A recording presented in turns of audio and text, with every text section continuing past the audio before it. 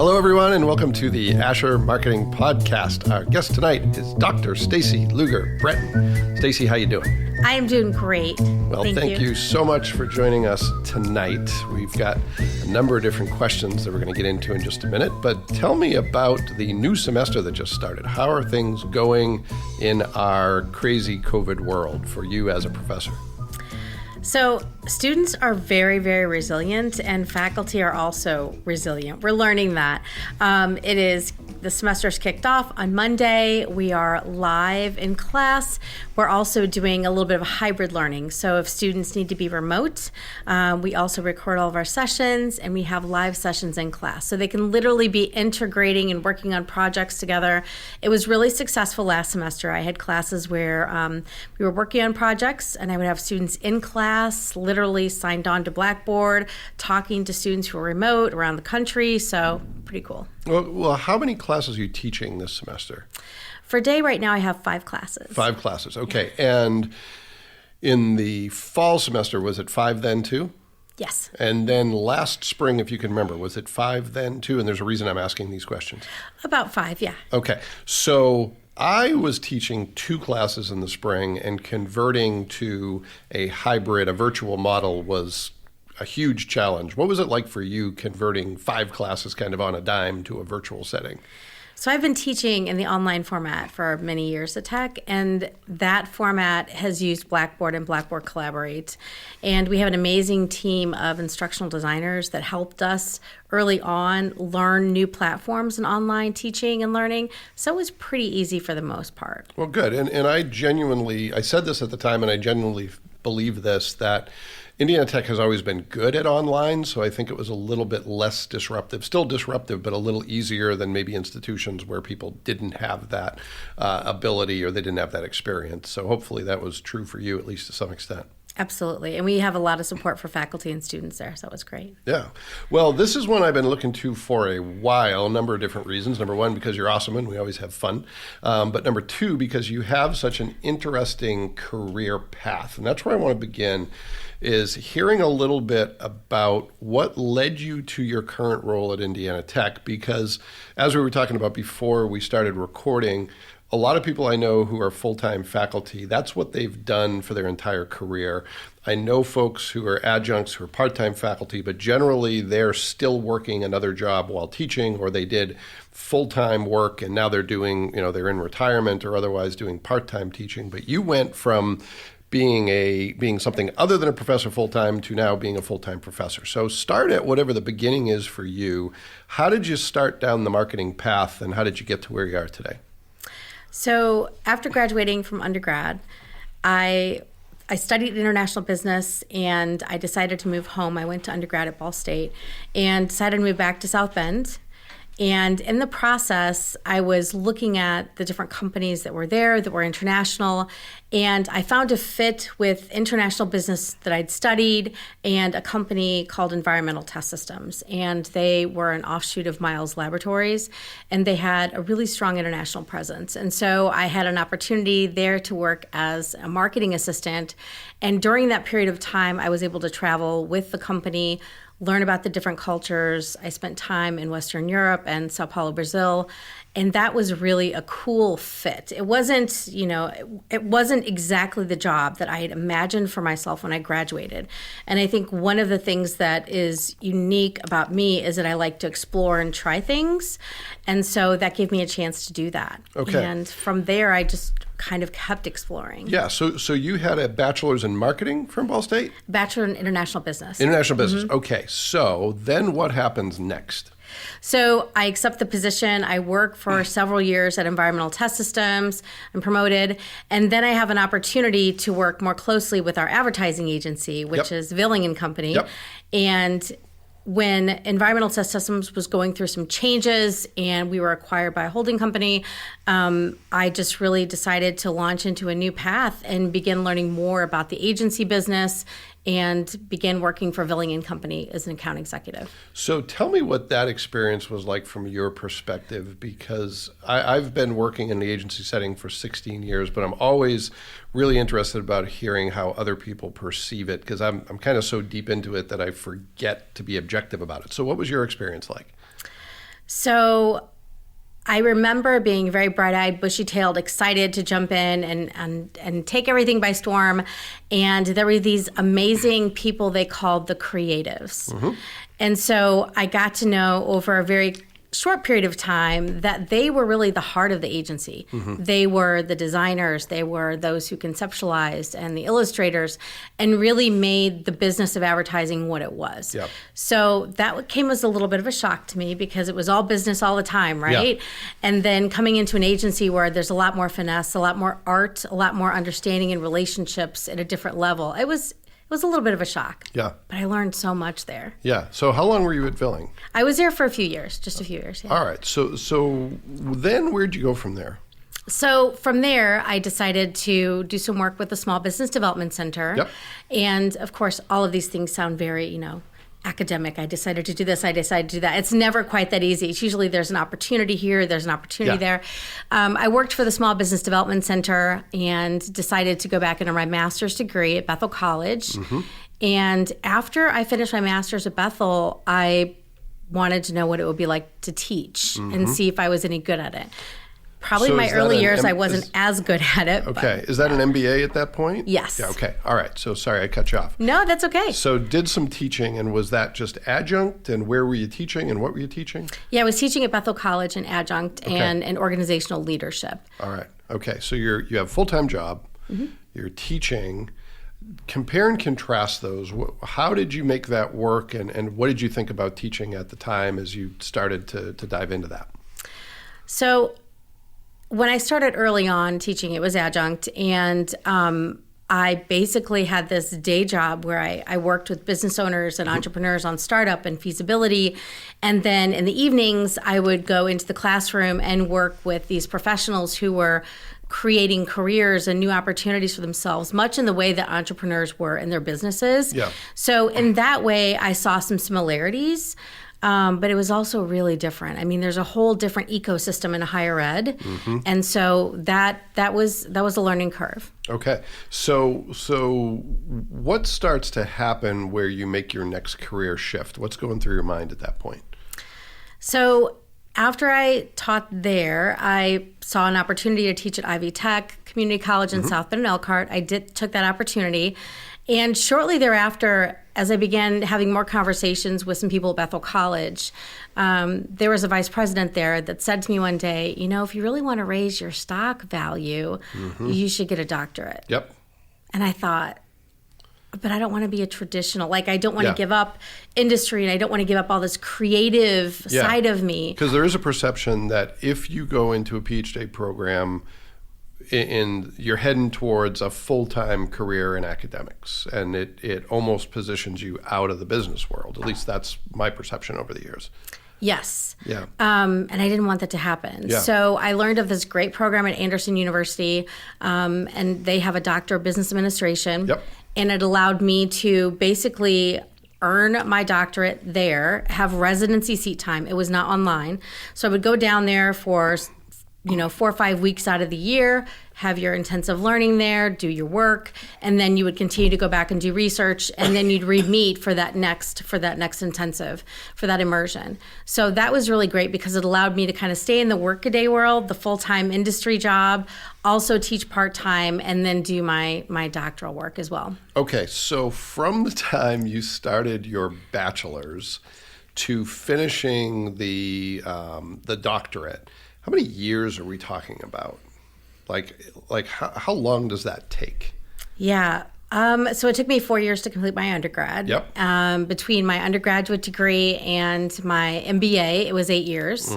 And then from there, it was 13 years. Wow. But I wasn't, I didn't start my doctorate until some breaks in between. Yeah, there were breaks in between. It didn't literally take me 16 years. Yeah. Yeah. But I've always known that I was interested in learning, and so I just didn't know where that would take me. And at each step of the way, I have to tell you, there were times when I thought, during my doctorate, is this really for me? Is this really what I want to do? Yeah. Most of my peers were full-time in higher ed. Yeah. And so I would come in all excited about teaching part-time and wanting to be a professor someday, and also still doing all this work. And so I was really different for them. Yeah. So when you're in that doctorate program, What are you doing as far as full-time work at that point? So at that point, I had taken a position at Holy Cross College. Okay. And I was working in the development office. All right. And so doing a lot of prospect research. Got it. And, one of the things I've learned in my career is that sometimes you take a sidestep when it doesn't look like you're moving straight ahead, right? So I kind of found a home at Holy Cross College and using some of the skills both that I was learning in my doctoral work and also in industry. And so that was kind of a pivot for me where I began to say, okay, this allows me to use my skills here and also earn my doctorate. And they were really great. They were flexible. But I also learned a lot about the faculty there and just the overall business of higher ed. Okay. So are you doing, my guess is no, just because of time. Are you doing any teaching while you're doing the doctorate, or are you putting that on pause? I was doing teaching. You were. So are you still teaching at Ivy Tech at that point or somewhere else? I was doing some teaching at Ivy Tech and also at IU South Bend. Okay. All right. So a lot going on at that point. All right. So when was it that you kind of got the spark that this is really what I want to do? What inspired that, and what did that look like for you? So when I was in my teaching practicum of my doctorate, I would say that's when I knew, because we had to be placed in an institution for a class, go through the entire process, everything you learned about, syllabi, rubrics, teaching, evaluation, assessment, looking at pedagogy. And that's really when I fell in love. I realized everything was kind of coming into place so that my work in marketing, working with clients, and advertising, working with clients was educating, right? And so my work with the Small Business Development Center and entrepreneurs was educating. So it just looked different, but I was kind of on a similar path the whole time. Yeah. So then you earn the doctorate. Then what comes next at that point? So at that point, I had an opportunity to move from Holy Cross College to IU South Bend for a lecturer position. It was a limited term. And during that year, I just explored all kinds of opportunities. Where would I want to go full time? What did I want to do? And IU South Bend is an amazing institution. They're a research institution. They have amazing teachers. But I knew that I wasn't a researcher per se, right? So obviously, my DBA had a dissertation. I had a research component. But I really wanted to teach. And so my goal was to find some place that was a teaching institution. Okay. And that's how I came across Indiana Tech. All right. So how long have you been at Indiana Tech now? Almost 9 years. 9 years. Okay. All right. I'm going to back up for just a second. What was it like the first time or some of those early times when you remember first being in the classroom? And I asked that sort of selfishly out of curiosity because I've only ever been an adjunct, but I remember standing in an Indiana Tech classroom, I think it was 2004, in front of students, just terrified, just with the worst case of imposter syndrome. I don't know why I'm here. I don't know what I'm doing, and they're all going to know it. Did you have any of that, or were you pretty confident out of the gate? I had all of that, and I had some confidence that I probably shouldn't have had at the time, right? Yeah. I definitely felt that imposter syndrome early on. And I have to say, when you first walk in the classroom, you think they expect me to know everything. Yeah. And really, they don't expect you to know everything. They expect you to try everything. Yeah. They expect you to try to understand what their days are like and to try to find a way so that they're excited about marketing. And it's not just another lecture class, right? So I quickly started developing some skills and figuring out how do we engage these students in a different way, because lecture's not going to do it. And with social media being what it is, our attention span is so much, I don't know that it's so much shorter, it's just that we have the ability to consume things in bites, right? So I quickly began working with project-based learning. Now, I'd done some project-based learning. When I worked for the Small Business Development Center, we had a program, the Collegiate Management Assistant Program, and I worked with Notre Dame and IU South Bend to get entrepreneurs in the classroom so that these students could work on their projects. So I just kind of pulled from those experiences and said, how do I make this work? And started accepting projects from the community, and that's kind of how I found my groove in the classroom. And that's really, I love that story because I think it's, if people are being honest, it's what a lot of people experience is you try stuff, you figure out what doesn't work. I mean, when I started teaching, because of that sort of imposter syndrome, I remember I used to stand in front of the class and say, okay, I can't let them know that all that information is out there and they could go around me and get it. And now I start my first class by saying, it's all out there and you could get it. You don't really need me, but here's what I'm going to do, and kind of take the curtain back, because that's one of the changes with, our interconnectivity and everything that's available on the internet is, you're only going to bring a perspective to it. You're not going to bring all the knowledge they could get on their own. You're going to synthesize it for them. Absolutely. And I think it's interesting that we live in a world where there's so much information out there.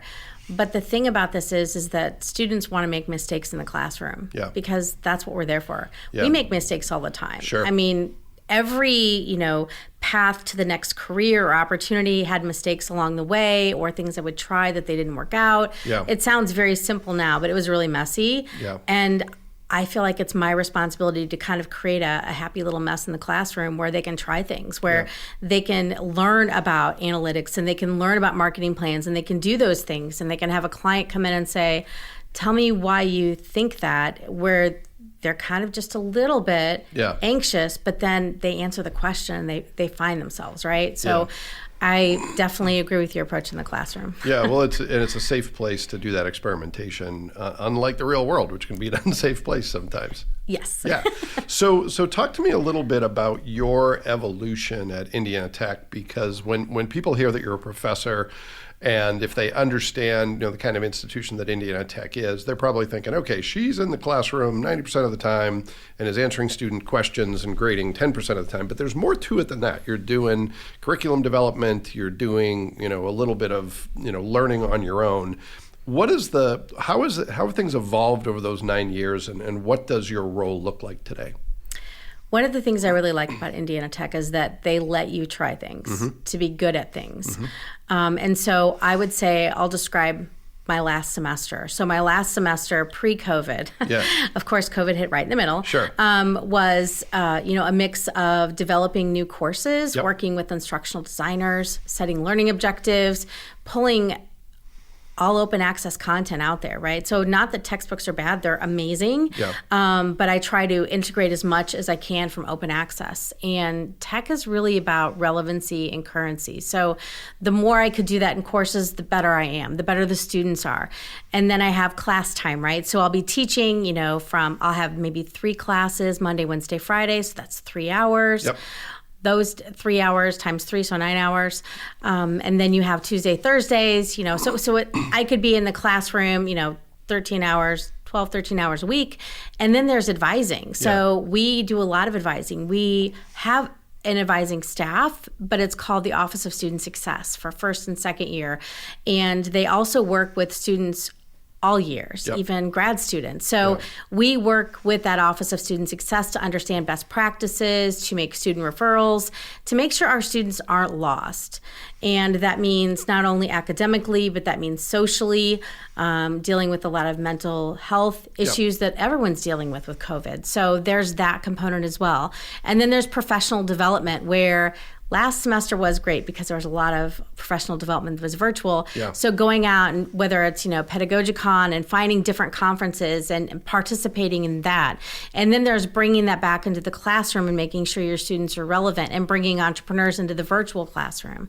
So it's a lot more than just, kind of the sage on the stage, what they used to call it, right? We're actually not in the stage. We're not on the stage. We're actually in the play with all the students, trying to figure out who's in the right costume, what time they're supposed to be out there, if they have to leave, if they have to go to athletics, what all of that is. And so you have to really think on your feet fast. Yeah, and when you're doing project-based learning, and I know this because you and I have talked about in the past, is you're bringing in not just guest speakers, but you're bringing in projects.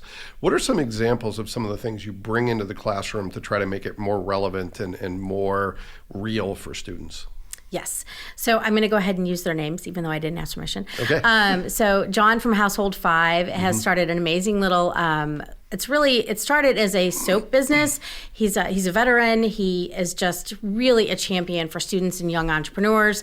So we've worked with him over several semesters to develop marketing plans.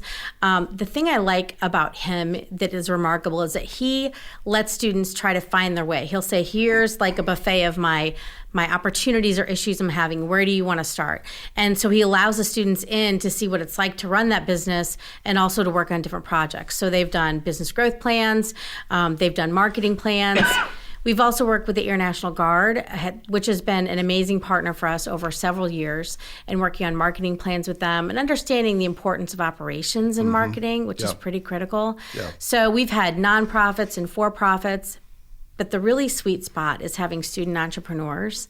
And I was able, and really fortunate last semester, to have 2 student entrepreneurs in my classes. And I teach entrepreneurship as well as marketing. Okay. And I still have my own consulting business in the summers. So I try to stay on pace with the students and give them opportunities. But when they come to the classroom and they say, I want to start this business, that's the coolest project ever. And then students can come around them. So in my marketing research class last spring, we had 2 student entrepreneurs. They both came with some questions like, I need to know this information. Where do I find this? Yep. How do I do this? And so the students in those classes said, let's work on those projects. Yeah. So instead of working on a project where they're learning terminology and taking tests and all this, they were actually helping to build out some of those ideas. And one of the entrepreneurs was starting a gaming business, I'll just call it that generally. Sure. And so they were in the classroom and testing that and providing ideas and suggestions. And so it was just really amazing to see how students come around each other and support those businesses. And so those have been some of the coolest projects. Yeah, and that's one of the things that I think is really critical, is learning by doing. And it's something that maybe it's obvious to others, but it took me a while to realize that that's really the way it gets done best. And today it's easier than ever to incorporate some of that stuff in the classroom because the tools are out there. Many of them are free or low cost, and you can actually have people try stuff and get the experience of having done it, not just read about it. Yeah. Yeah. So let's switch gears for a second, and I want to hear how you define this entity known as Indiana Tech. And I'll disclaim that earlier in the show we had Brian Engelhardt on. So Brian's job is kind of telling the Indiana Tech story, and he did a great job of doing that from sort of the institutional perspective. But how do you describe Indiana Tech from the position of faculty? What's the institution like? What is the rest of the faculty like? What are students like? What's your definition of Indiana Tech? So when you step on campus, the first thing you'll notice is that the students are really friendly and the faculty are really friendly. And we're very collegial. We work together. We have cross-functional projects. We know each other by name. It's not like a traditional state school, and I mean no disrespect in that. But when you go to a traditional state school, you have faculty who are researchers. You have all of these components going on. And so you'll go to a class and then you'll go back to this. At Tech, everything is happening all at once, and like all real time. So there's athletics always going on. There's student activities always going on. There's classes always going on. And so it's literally this ecosystem for social integration and education and community in a way that a lot of universities are it's just different than a lot of universities. Let's just say that. Yeah. We are a very strong community, and faculty reach out to one another when we have questions, when we want to work on projects. We are champions for each other. And I would say that the way I would distinguish Indiana Tech from other institutions is that we really are a really strong community of people that when a student is hurting, when a faculty member is hurting, when there's an opportunity, we champion each other. Yeah. I mean, that's one thing I've noticed over the years, and I don't know if it's the size of the institution, but I've had the opportunity to work with a lot of colleges, and one of the distinctions I make is that it's almost like there aren't departments, that you might know someone in engineering as well as the person sitting in the next desk knows that person. It's very integrated in that way where it's small enough where everybody kind of knows who's who and what the strengths are of the different faculty. And I think that's true of staff, and I think it's even true to some extent of students, even though they come and go a little more quickly. Yeah, and I would say everyone is so connected. So I recently worked on a workshop for one of our corporate partners, and we had someone from the Vice President for Academic Affairs office that was helping with the workshop. We had another faculty member. We had someone from admissions that was really instrumental in making that partnership happen. So it's been pretty phenomenal to see how people can cross. And I think one of the things that pulled us all together was when Dr. Einolf started at Indiana Tech, he started with a strategic plan, and he engaged people from a number of areas, which is how I met some of my closest friends. Yeah. And so we began to get to know each other and have ideas together, and that really started a process that I believe even Dr. Snyder had, kind of prepared us for even before he left. Yeah. So that sense of community was created early on, and I think that that's just continued. Yeah. So I'm going to put you on the spot with a two-part question. One of the things that I always love hearing about is the experience of working with students. I'd like you to tell us a little bit, what's the best thing about working with students, and what's the biggest challenge from your perspective? So I think the best thing about working with students is you realize that these individuals have so much potential, and when you see them coming into their own in the classroom and they're asking questions and they're talking about things in the hallways and you're reading about them right on social media and the great things that they're doing, those experiences, just knowing that you were there to kind of help them at some point, it's all their own experience, but that we've been able to share in some of that. That's the coolest thing ever, because we haven't made them who they are. They've always been who they are, and we just kind of help them, explore that. Yeah. So what's the biggest challenge from your perspective? So I think the biggest challenge is always keeping up with them, because there is so much change in the world. And so one of the biggest challenges is, for me, being comfortable with the uncomfortable, being comfortable that there is no way I'm going to keep up with them 100% of the time, know everything that they know, keep up with all of the media.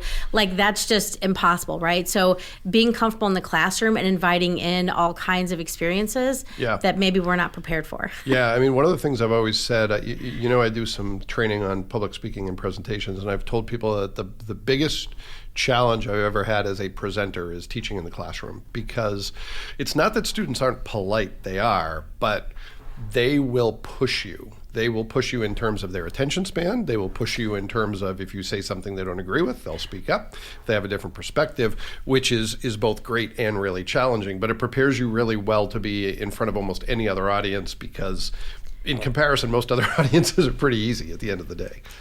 Yeah, I'm much more prepared to deal with uncertainty in any kind of audience than I was like 9 years ago, per se. Yeah. Because they will say the darndest things, right? For sure. And then you'll think, okay, but if I was a student, would I have said that? I would never have said that. But then we didn't necessarily have these kind of environments that we're creating right now for our students that, hey, it's okay to say that. They need to ask those kind of questions. And they're not often challenging us so much as it is they're challenging their knowledge. Yeah. And it helps us grow too. So yeah, they do. Yeah. And there's been times when I'm like, wow, I'm going to have to step up my game on that a little bit. But yeah, they're pretty remarkable. Yeah. So let's talk a little bit. One of the things I ask people to share is what big projects they're working on. And certainly I want to hear about anything you're doing outside of the, teaching, outside of the classroom that's on your mind. But I also like to hear a little bit about the 5 classes you're teaching. What are they, and what do those classes look like today? So you can talk about stuff outside of the classroom, or you can start with your classes, wherever you want to go from there. Okay, let's talk about the classes first, if that's okay. So one of my classes is Exploring Entrepreneurship. It is the first in a series of courses in the Entrepreneurial Studies concentration at Tech. And during that class, students are exploring everything from what a business model canvas is, how to go through ideation, looking at feasibility, and so on. So that's kind of a lab, just an ecosystem where they're learning about everything to deal with entrepreneurship. So startup, growth, all of that.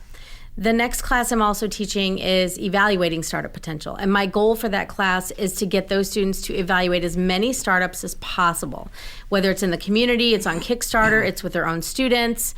All of those things are really important so that they can address all of those concerns about a business. And what I love about that course is that really prepares them to evaluate businesses that are not necessarily startup or entrepreneurial. They start to ask really great questions. So we have projects in each of those courses. And then I'm also teaching a venture lab, which is the capstone for the entrepreneurial studies concentration. Okay. And so in that class, we have 5 students, and all very personalized, ideas about their businesses that they want to start, or that maybe they are not ready to start, but they want to learn, like, how do we do this? Yeah. How does a business work? And so we are exploring nonprofits and for-profits. We're exploring student startups in that, and we're running them through everything from, okay, we're going to lead idea generation for a startup, or we're going to facilitate some idea exploration for this business that's stuck. So they actually kind of begin to be not the professor necessarily, but the facilitator, so that they can do that. The other classes I'm teaching are marketing based. So I'm teaching advertising class, which thank you for agreeing to be part of that class this semester. So teaching advertising, and there's a cool project in there that's kind of outside of the classroom too that I can integrate.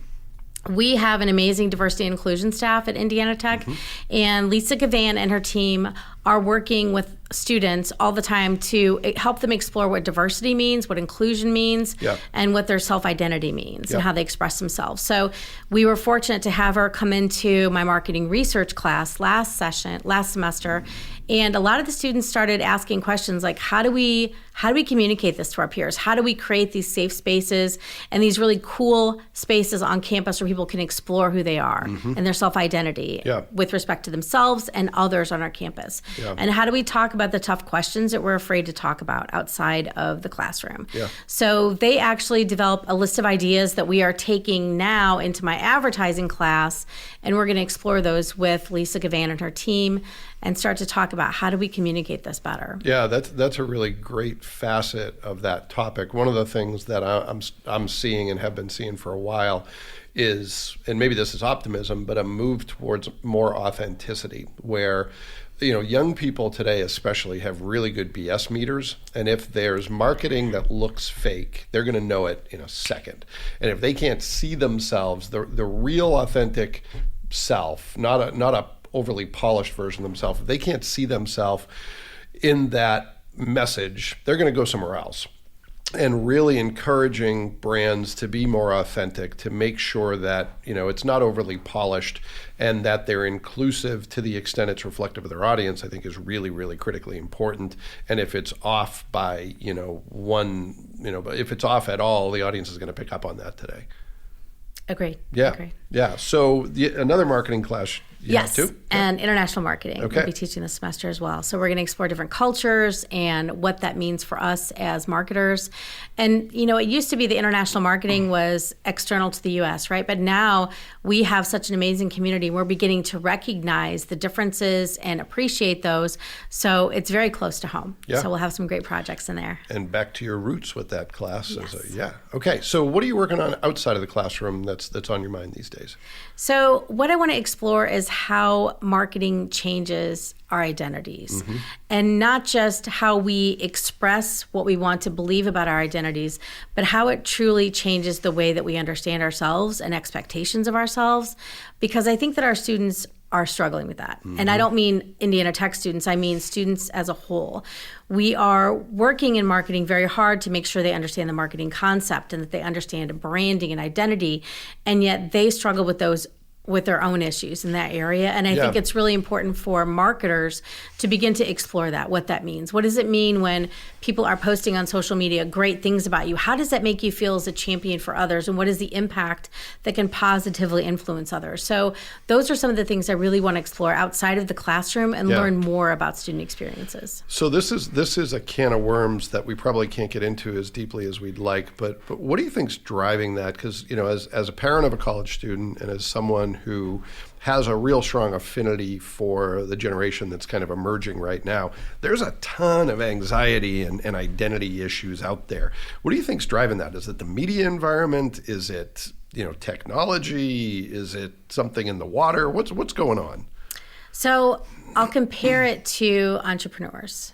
Really amazing serial entrepreneurs cannot stand to miss any opportunities.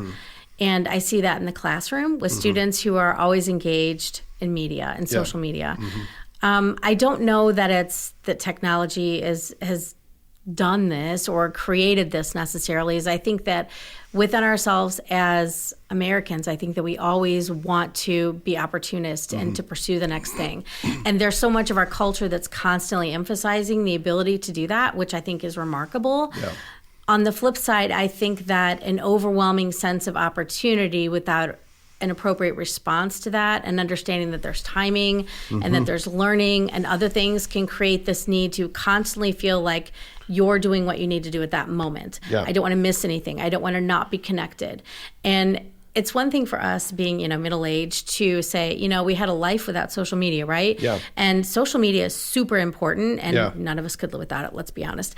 But the reality is that, we know how to address opportunities. We can look at an opportunity and say, that is so cool, but that's not for me, or I think I need to put that off for just a bit. We have a sense of timing.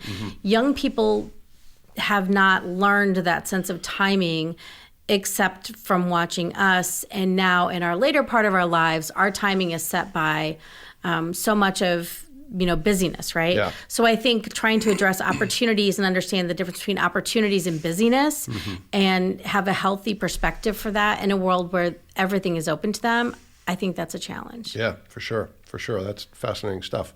So I want to go into now the 3 quick hit questions that I ask. I'm going to change one up kind of on the fly. But the first question is one that I'm sure you deal with all the time because you work with students, you're working with entrepreneurs and aspiring entrepreneurs.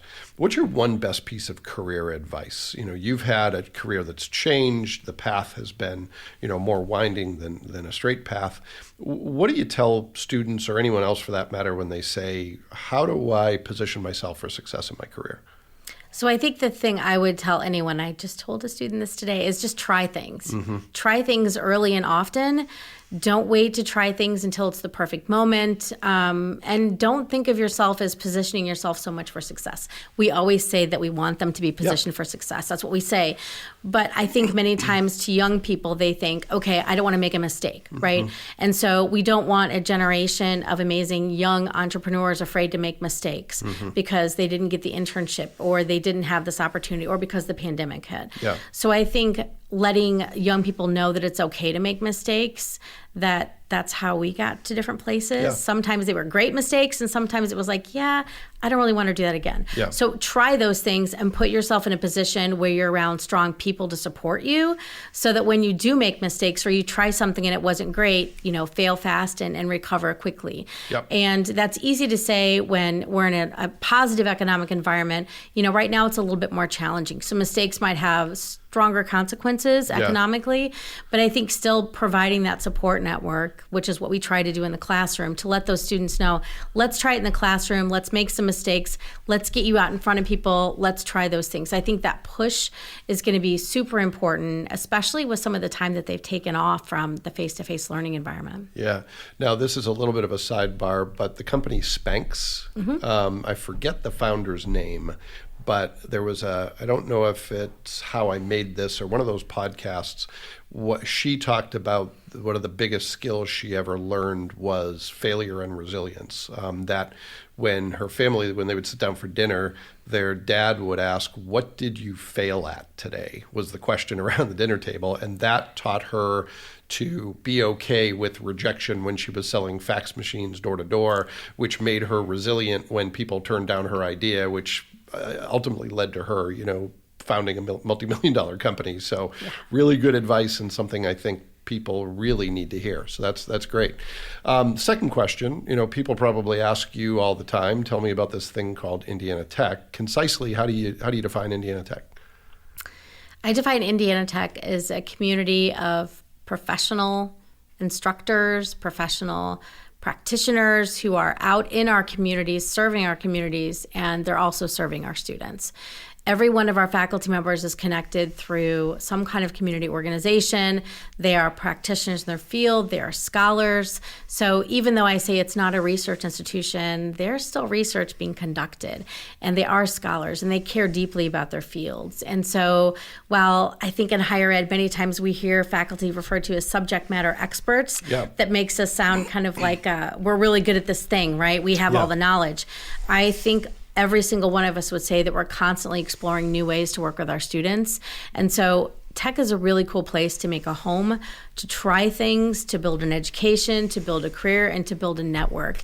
And so it's not just education. Yeah. All right. Very well said. Okay. This is the one where I'm going to mix things up a little bit because typically I ask people for good advice about resilience and how do you get through a challenging time. But I want to talk about something else with you because I think there's a place where you can, to our 3 listeners out there, you can get some help or maybe help some other people. One of the things I think Indiana Tech does especially well, and I'll disclaim I'm an Indiana Tech fan, I'm the alumni rep to the Board of Trustees, I'm alum, I'm all these other things, but I think genuinely Indiana Tech is great at bridging the gap between the business world and the academic world. So if somebody wanted to get involved to help you as a collaborator in one of your classes, or if they wanted to learn from you, what are some opportunities to do that, and how might people go about that? So I would love to have as many people, contacting me as possible. I would love to have them either in the classroom face-to-face or virtually, talking to students, sharing their experiences. I think one of the things that our students learn from is the shared experience. They love stories. Mm-hmm. So as many people that have as many stories as possible about their successes and failures would be great. Yeah. I'm going to give hats off to Leslie Hill because I have her come in regularly. Yep. She's also great. So coming in, she'll say to me, what do you want me to talk about? Or do you have something you want me to lead the class in? Or, anytime you're willing to come in to lead a class, to talk to students, or even just be available for Q&A, that's a really cool thing for our students to experience. All right. So what's the best way for someone to get a hold of you if they want to take advantage of that or talk to you about doing that? They can contact me at Indiana Tech. You can go to our website and search for faculty. Or I guess I can give my email as well. It's srlugarbrettin@indianatech.edu. You can also reach me through Anthony. He can always connect you, or by LinkedIn.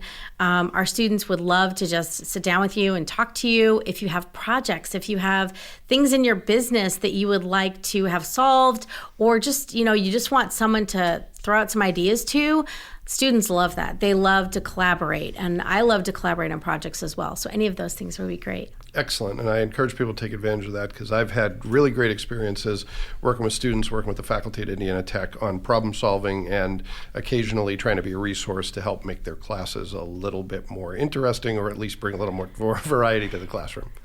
All right. So anything else on your mind? Anything else you want to talk about? We covered a lot of ground. I think it's really good. I think I would also like to just do a shout out for students in general, university students. And, if any professionals have an extra hour a week, or they have some time to share knowledge with a student, consider thinking about going back to your alma mater, or talking to some faculty in the community and finding out how you can help. A lot of students are just wanting someone to kind of tell them they're okay, because they are okay. And none of us went through university during a pandemic, right? I have no idea what that's like. So I think if you have time, and if you have, the bandwidth, the energy, think about, considering adopting a student, I guess I would call it. Is there a student that you could spend a little time with and share some energy and experience with? I think those things are really important. And whether it's, at Indiana Tech or at your own university, I think the opportunities are there. And don't be afraid to, engage, because maybe you don't have all the right answers, or you don't have all the time in the world. Like, even just being able to provide an email so a student can reach out to you, that's really cool. And then they have someone that they can say, hey, I have someone in my network, and this person can answer this question for me. We had to go the hard way with networking and, kind of door to door and meeting to meeting. Yes, there are all these opportunities on social media and LinkedIn now, but the personal touch is really, really appreciated. So, contact your Career Center. We have an amazing Career Center at Indiana Tech.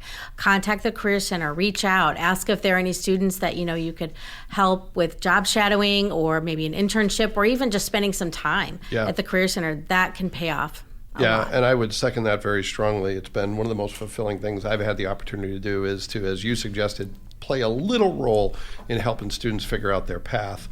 And for students, I'd really encourage you to just ask. You never know. Sometimes the answer is going to be no, but if you never ask, the answer is always no. So pick up the phone, send someone an email, and I think you'll be surprised at how generous people can be with their time and giving you a little bit of perspective. Yeah? Well, speaking of being generous with their time, as someone who has probably grading to do and classes to teach tomorrow, I really appreciate you taking the time to be with us. Staci, thank you so much. Thank you. And everyone, thanks for listening. We'll be back next week with another great guest, and we hope to see you then.